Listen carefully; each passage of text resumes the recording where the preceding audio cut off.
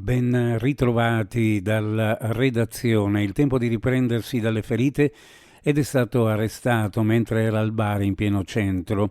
La Polizia di Stato ha rintracciato e arrestato il cittadino serbo di 36 anni che il giorno di Natale aveva tentato un furto in un appartamento all'ultimo piano di via Tigor 11, salvo poi precipitare da una grondaia in tentativo di fuga andato a male.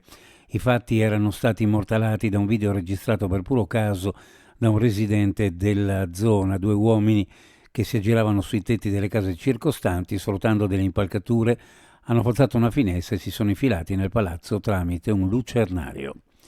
Rapina nel primo pomeriggio di ieri presso la sala slot Atlantic City al Civico 6 di Campo San Giacomo. Presumibilmente una donna italiana circa sulla trentina è entrata nella sala con il volto coperto e si è fatta consegnare il portafoglio di cassa ammontante a circa 2.400 euro, minacciando con una pistola che si è poi scoperta essere finta. Il dipendente di turno sul posto è intervenuto una volante della Polizia di Stato che mantiene il massimo riservo sulla vicenda.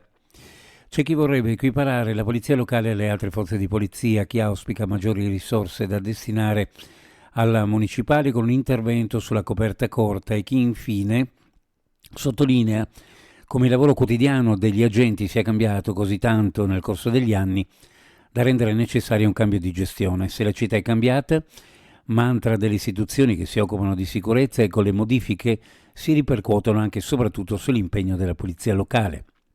L'occasione per parlarne è stata una conferenza stampa ieri, durante la quale è stato presentato il bilancio dell'attività del Corpo nel 2024. Alcuni numeri confermano il grande cambiamento della sicurezza a partire da un dato molto particolare. Nel 2024 il numero di trattamenti sanitari obbligatori è cresciuto di oltre il 100% rispetto al 2023. L'anno precedente, infatti, il dato era di oltre una quarantina di interventi, mentre nell'anno appena passato ecco che gli episodi sono stati 92. Il Friuli Venezia Giulia è in ritardo nella richiesta del codice identificativo nazionale in vigore dal 1 gennaio del 2025. Su 15.582 strutture ricettive registrate, solo 9.273 hanno ottenuto il codice, meno del 60% contro quasi l'86% della media nazionale. L'obbligo per le strutture ricettive da affitti brevi di avere ed esporre questo codice fa parte di un pacchetto di norme volute dal governo.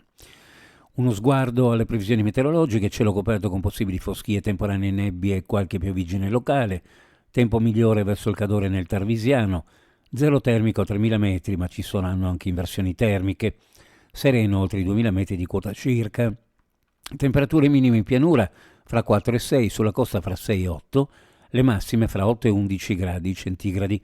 Previsioni a cura di ARPA e FVG Meteo. Ed è tutto per il momento. Grazie per averci seguito. A più tardi.